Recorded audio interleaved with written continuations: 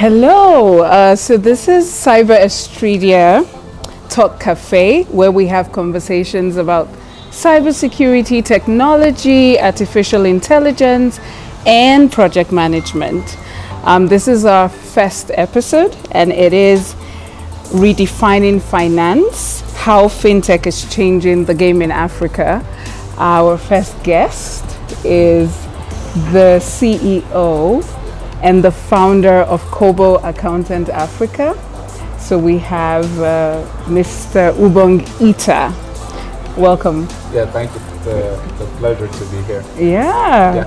So we're excited that you are our first guest, and we also hope that this brings awareness, education and awareness to the cybersecurity tech community.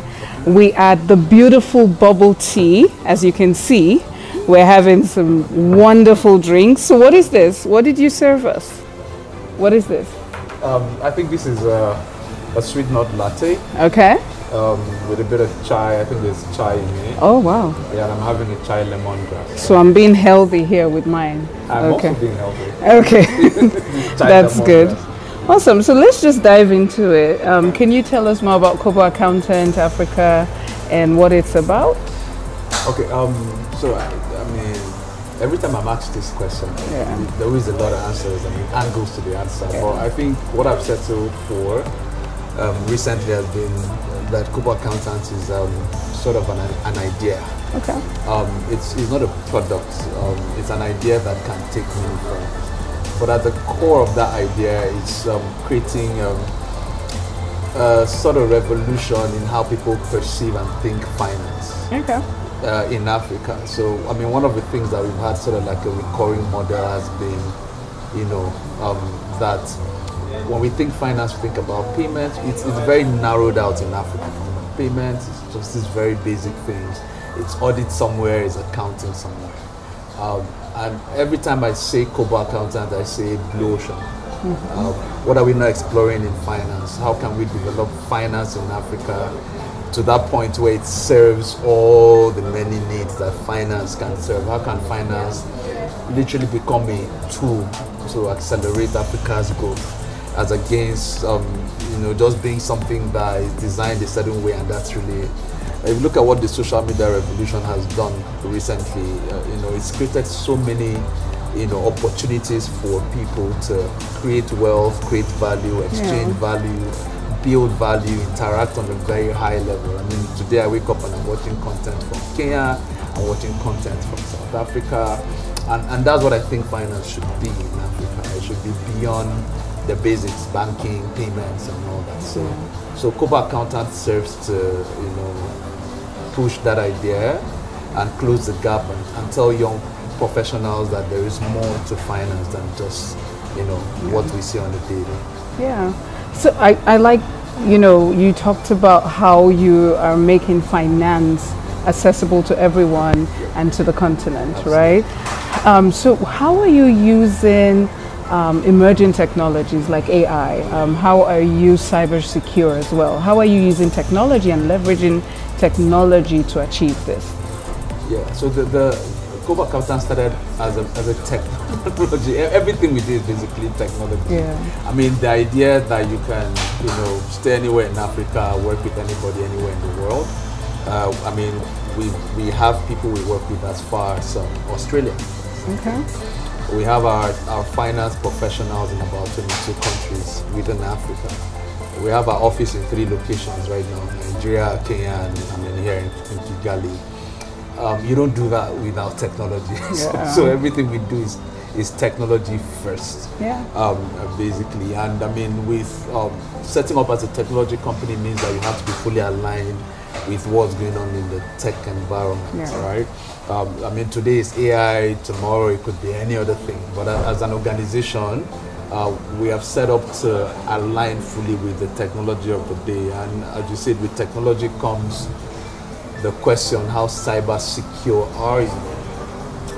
One of the things that I have done personally is, take a very keen interest in just really understanding security on the net. Luckily, I started off tech with a close friend of mine working as a professional hacker. way back, in Canada. so I've been in this conversation for a very, very long time. Ethical hacking, non-ethical hacking. So with that kind of mindset, one of the first things you have to do is think data protection as very key. So we've leveraged different tools. Most of our work is done on Google Cloud. And with Google Cloud, every day they're pushing out new controls. It's so good right now that you can't even download data from your Chrome if we don't permit you to do that. Sure. So everything is very controlled. Every data is stored within the workspace. And it continues to get better.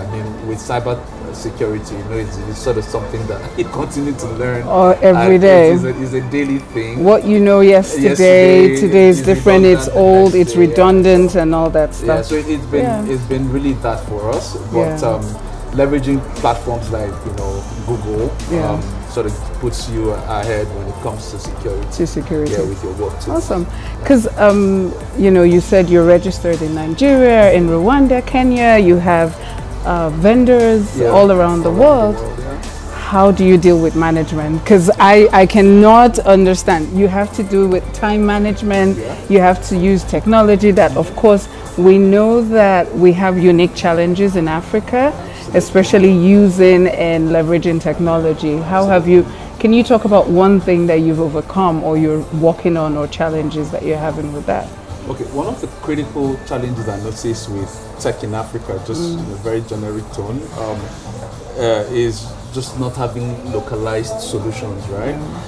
So it's almost like we have to take on this tool that was built for American companies and try to force it into our workflow. That's what everyone complains about. And this has led to us, building out our own tools internally, right? Prior to that, you just customize as much as you can, right? There are several work tools out there. Jira, for example, we use that when we're building out products. Google has its own sort of calendar and work management, tax management, and all that stuff. So we've leveraged that over the years, but it's not been enough, to be honest. So that sort of pushed us into building something we call Coco Connect. We're launching that soon. What that does for us is sort of manage our entire workflow across the entire finance community. Finance guys, back end, front end, the business owners can easily plug in, hire finance professionals real time, interact with them without even third party, getting involved in that. So we continue to build. We continue to push products that are very African centric. I think for me that's really the key to solving that problem. Okay. I know you've talked about how you are dealing with the challenges and what's happening, but I'm sure there are positives about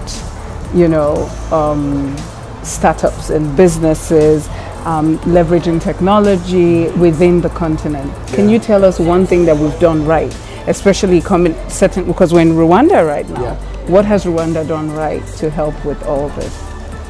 So with Rwanda, I think it's just been the stability for me with a lot of things, right?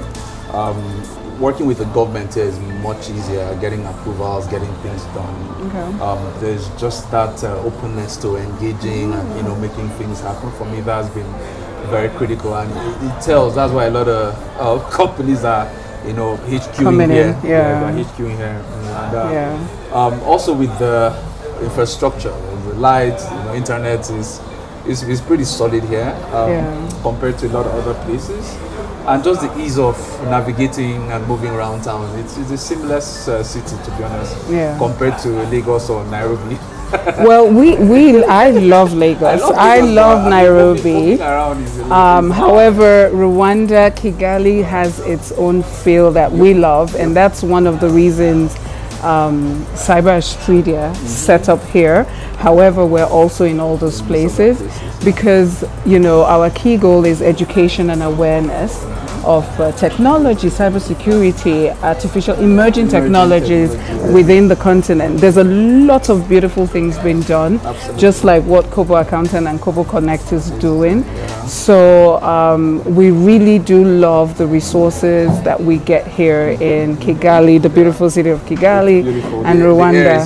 The air is good. It just rained this morning and it's clean and nice, and there's electricity. So the ease of doing business has been really good. Just tell us one thing we should expect from Kobo Accountant Africa in the next 6 months that will, you know, make us jump on board on what you guys are doing. Okay, so I think one thing we've been trying to solve for some time, and it's looking like, you know, we're launching that really soon. Has just been the ease of accessing just solid personnel, finance personnel in Africa. We have I mean, you worked in these different cities and you can tell one of the biggest problems we have, not necessarily a problem, but a challenge we have is just accessing the right human resource. You know, getting things done seamlessly, and that's what we're trying to, you know, solve in the finance space. So with Kobo Connect, which for me is like something I'm really excited about. Somebody in Lagos can sit down, set up a team, have one team member in Kigali, have another team member in Nairobi, have another team member in South Africa. Right? If you need to file your taxes in South Africa, there's a resource person on ground, right? For me, that level of access and interaction real time on the platform, the potential to really add value, you know, because I mean, for example, you come to Rwanda to start a business. One of the things you're very worried about is your tax compliance, you know, looking at your numbers, making it make sense. And then you get in here and, you know, let's say, I mean, one of the things that we know is somewhat a thing here, the nuance of what you would come, say, tax environment in Nigeria, for example, and then you come here and it's totally strange. It's different. Who do you talk to?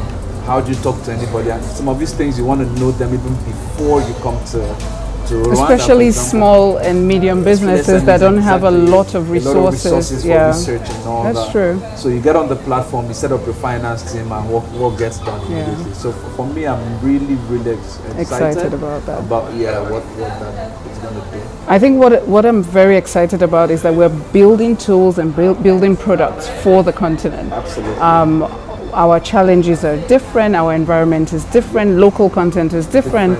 So it is exciting to see companies like Kobo Accountant Africa doing this, and also Cyber Australia talking about it. And, you know, we're all collaborating to ensure that we use technology the right way to help the continent itself. Just one quick question, it's something I think about every time we talk about cybersecurity. We know in Africa generally, we know the challenge with cybersecurity. Yes, we do. In Africa, I think there's even been much more incentive to be the guys hacking than, you know. just we know how these things. Okay. So what do you think? What are the top 3 tips for you that you think every business should sort of look out for? Because every business is online now. You're selling on Instagram, you know, you have an online e-commerce store. Even as much as WhatsApp these days, where you take orders and all that stuff. Somebody called a friend yesterday, foreign number, a friend here in Rwanda, and I'm being funny. Funny thing, the person mentioned the group they were in together. It's some church WhatsApp group. Okay. And said, hey, there's a code that's been sent to your phone. Help me click on the link and read out the code or something. So it means everybody's exposed. Let's start out with that, and every business is exposed. But what are the 3 top things that you would recommend for, you know, just businesses, especially finance businesses? Money is very critical to look out for. So one of the first things that most people don't understand, you don't have to be a big organization to have a cybersecurity program. Your cybersecurity program should, just the way you have your mission and your vision as a company, you should have a cybersecurity program. So what your program is what are your standards? What are your guides? What are your rules and regulations? What are you able to absorb? What risk can you absorb? And what can you ensure that you are looking out for? Are your staff cyber, what's your cyber hygiene? First of all, the simplest thing that everybody talks about, passwords. And then your password is password. We have seen companies set up their server as passwords. Server? Yes, their servers have passwords. So I don't think there's anything wrong with having a 10 to 15 character passwords, right? Yeah. So you talked about three things. First of all, you must have a good security program, and you need to continuously update it.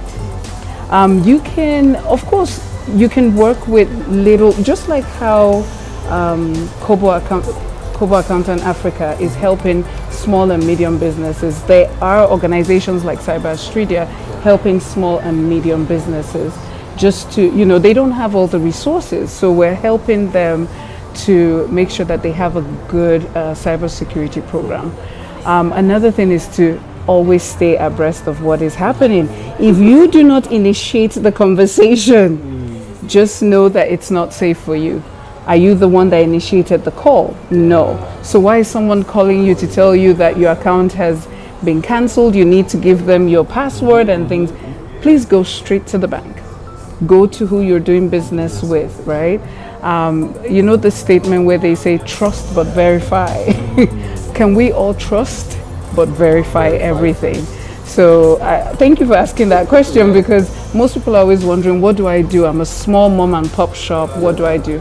You can have conversations with organizations like Cyber Australia, who have the resources to help small and medium businesses. I think I've learned a lot with the cyber security program already, because I think what Google has done for us probably spoiled us over the years that they continue to enforce their own security. Yes. It's two-factor authentication. Exactly. Every other month you are required to renew your password. Exactly. They also have like the password control, where it's a certain kind of password that you use. Yeah, that you use. Yeah. So that's true.